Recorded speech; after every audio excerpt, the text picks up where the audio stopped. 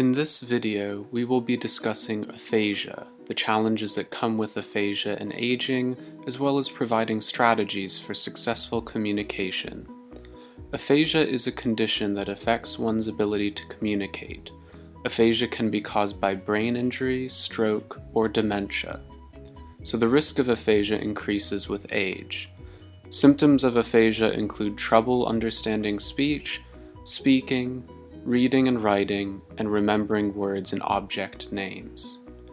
There are two types of aphasia resulting from stroke, Broca's and Wernicke's. If the damage from a stroke occurs in Broca's region in the frontal lobe, the result is Broca's or non-fluent aphasia. A person with Broca's aphasia has trouble speaking words, even though they can understand speech and know what words they want to say.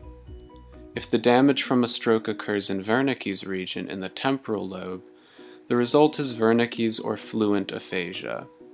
Someone with Wernicke's aphasia can produce speech, but may have trouble comprehending others. Their reading and writing ability can be greatly affected as well. Aphasia can also emerge as a form of frontotemporal dementia. Onset can begin before age 65, and symptoms progress very slowly.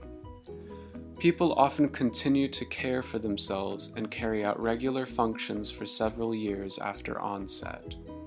The trajectory of primary progressive aphasia can also be complicated by the emergence of other dementia-related symptoms. People living with Broca's aphasia may take a longer time to express simple ideas or concerns. Communication hinges on the patience of the recipients to make sense of the words being said. Because self-awareness is intact, the mismatch of what is being formulated in the brain and what is actually being said can become bothersome and increasingly frustrating. Because of these challenges, depression can be common among individuals with Broca's aphasia.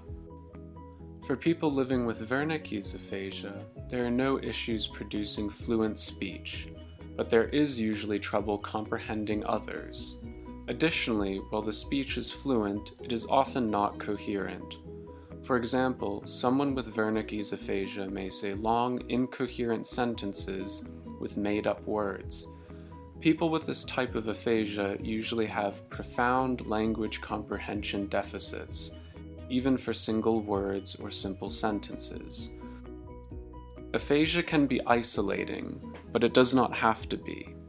By keeping a few points in mind, you can address some barriers and get the most out of your interactions. Some communication strategies for people living with aphasia include: Number 1, take your time. It may take some time to get the words out. It is okay to feel frustrated if you have some trouble communicating.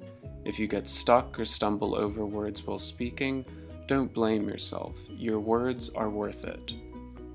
Number 2, let people know what works best for you. It may be helpful to tell people that you have aphasia. That way, you can let them know how you want them to best communicate with you. Consider making an ID card that communicates your preferences to others. Some preferences to include on your card may be asking others to use gestures or pictures, speak more slowly, or write things down. Letting them know what works for you will help you get the most out of your interactions. Number 3, use assistive devices. It may be helpful for you to have a communication toolbox handy. Your toolbox can include any devices or items that help you communicate, including photos, diagrams, pen and paper, or smartphone apps.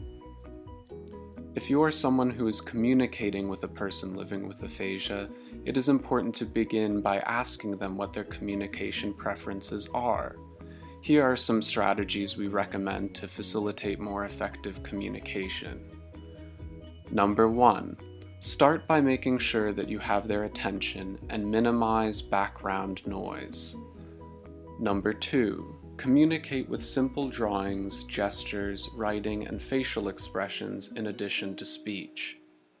Number 3, confirm that you are communicating successfully with yes and no questions. And finally, here are some important do's and don'ts to keep in mind for communicating with persons living with aphasia.